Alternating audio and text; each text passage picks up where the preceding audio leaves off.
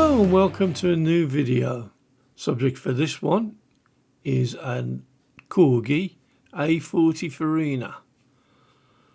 As much as I managed to find out about this one is that the red and black combination was only manufactured for 1 year, and there was something in the region of 56,000 of them produced. I'm not honestly sure of the year of manufacture. I would imagine it would be early 60s. This particular version is a friction drive model. Unfortunately for me, although a little stiff, it is all intact. My plan for this one is to change the paint scheme completely to resemble one that I owned back in the 80s when I was going through my kind of classic car phase. I've pre-drilled the case, although not particularly well in this case. As you can see, I'm struggling a little bit with it. Just examining the car there. The friction drive motor, as I mentioned earlier, it is in working order. It's a little bit tight. There's probably a few bits of lint and one thing and another that have gathered in there over the years. Nothing that a bit of oil and patience with the tweezers won't put right. I do have another one of these that's in poor working order, and I'll plan to make a video about dismantling it and putting it all back together again at a later point. The windscreen, as you could see in the earlier picture, is pretty well shot on this one, and I've had the car for a little while, so I had time to order a new screen for it. Just using the usual procedure here of heating up the aluminium rod in order to melt the plastic around the rivet there. Probably didn't really need to bother because I'm not sort of trying to save the windscreen anyway, but it's always worth, if you're watching me for the first time, seeing this particular method of getting the screens out. I've seen various different ways of doing it with a Dremel and so forth. I've got the stuff, and that particular method works quite well for me. So, as you can see, absolutely shot. Just a quick examination of the friction motor. Trying to decide whether to take it all apart, trying to decide whether I need the effort of trying to rivet it all back together again. I'm just checking it over. It's just a little bit, there's a cog inside there that can move on the axle, and it's just a question of getting the lint and fluff out of it and realigning it. I certainly don't want to take all the case apart if I can help it. A little bit of tinkering and a bit of oil, and we're back in business. It's spinning freely enough again now. So we've had all the parts into the caustic soda, and I'm just, having primed it white, I'm just applying the green now for the bulk of the body. I'm doing the pillars, but I'm not putting too much on the roof because the plan is to paint the roof white like the one that I had. So I'm just building it up primarily on the sides, the bonnet and the pillars, and hopefully then the white that I'm going to use will neutralise any little bits of overspray, but it's going on quite well. The colour that I'm using here is a Tamiya colour, pre-mixed to XF21 Sky. Quite a nice colour and a pretty close match to the colour of the original car that I had. Building up quite nicely now. Lies are nice and flat. It's a paint that I didn't use for the longest time because I mainly did figure modelling, and so much of the Tamiya that I've got is more suited to vehicles, and particularly military vehicles. Bit of a poor picture here, unfortunately, but this is just me finishing off the roof in white, having masked up the sides. Thought I'd include this little bit of polishing up the alloy wheels. They had discoloured slightly when I dipped the base in the caustic soda, which happens from time to time. If you leave it in for too long, you have to be quite careful. So I've just rubbed it up a bit with 1000 grit wet and dry to get the dark discoloration on, and I'm going in with the Solvol Auto Solve and a little hobby polishing wheel just to get the shine back on. It's a messy process and you end up covered in bits of grey, Solvol and aluminium rubbings, but it's worth it in the end.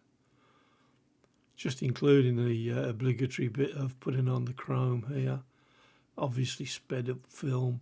I won't show the entire process, just a little bit of work on the front and rear bumper, and I'll go back and do the grille later because it is a bit long and time consuming, and it would make for a 45-minute video with not very much information being passed from one to the other. I'm using the usual brand of Stuart Semple mirror paint here. Lays on well, takes a little while to dry, but it is one of the best brush on chromes I've come across. I know a lot of people use Molotow pens and what have you, and I do have them, but I still prefer to pick up my brushes if it's an option. So, round the corner, just picking out the overriders. There's a number plate light and also a petrol cap to do on the back of this one as well.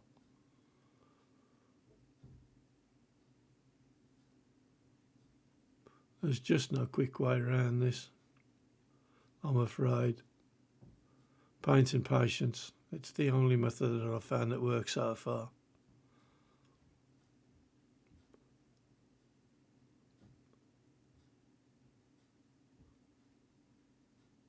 Just picking up the number plate light, a little bit across the back of the bumper and the overriders once again.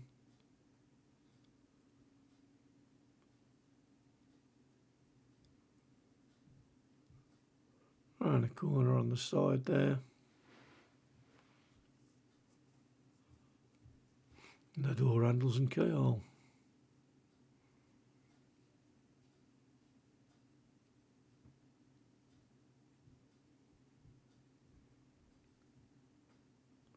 Last bit, and we're moving on to assembly.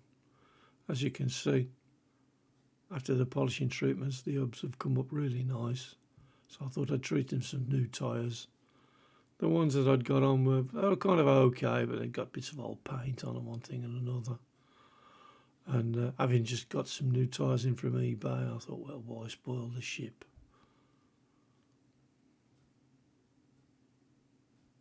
The base there is just an aerosol primer, then lacquered over. It's a pretty close match for the original base colour and quite hard wearing. As you can see, cleaned up the friction motor and it's working quite nicely there.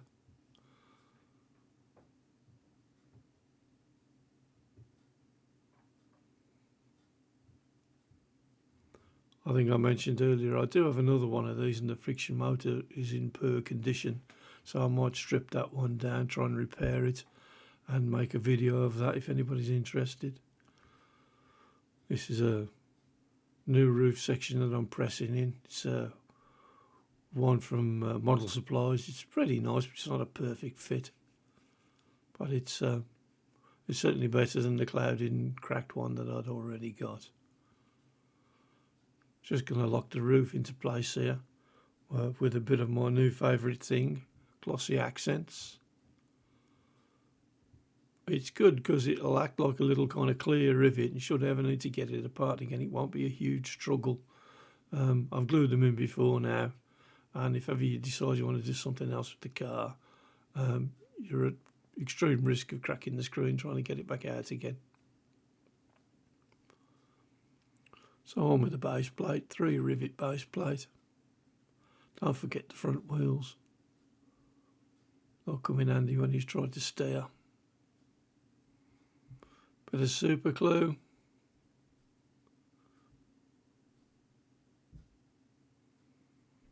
Or I think super duper as it's officially called in the DMC circles now.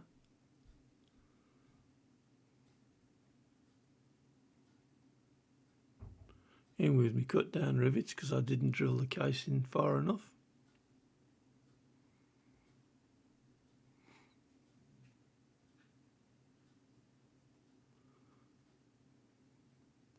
Just drop them on and push them into place.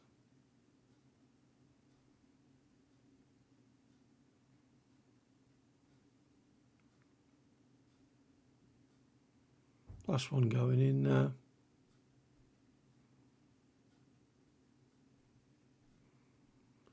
And of course, if you've ever watched any of my videos before, you'll know what's coming next.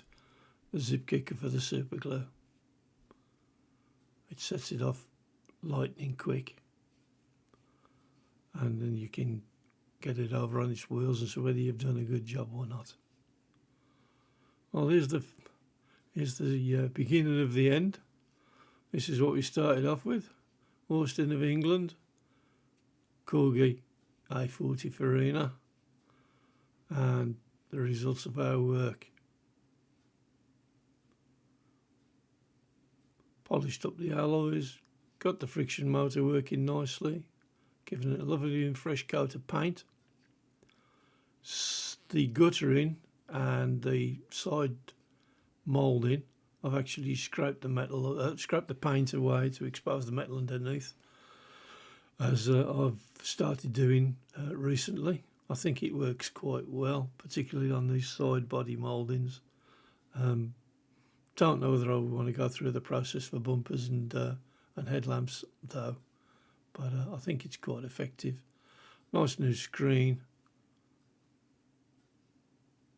And that all that leaves me to do is say thank you very much for watching. If you're an existing subscriber, thank you very much for returning. If you're watching for the first time, please consider giving me a thumbs up and a subscription. I'd be very grateful. Thank you all very much for watching, and I'll see you in the next one. Bye.